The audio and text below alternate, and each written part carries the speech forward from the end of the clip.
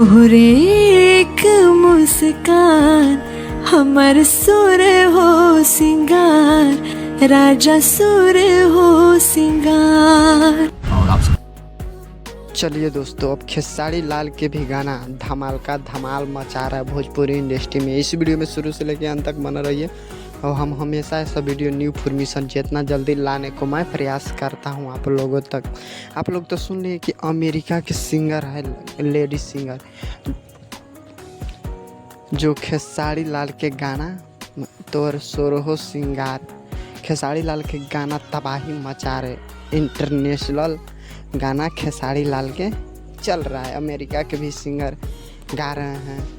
उन्हें पवन सिंह के भी गाना उठा के लोग गाते हैं, अमेरिका के कहाँ के। लेकिन अब जो सपना देखे थे पवन और खेसारी, वो अब साबित होने हो रहा है। थोड़ा बहुत अब ऐसा ही प्रयास करते रहे इंटरनेशनल, तो इंटरनेशनल में पूरा ऑल इंडिया में बच सकता है।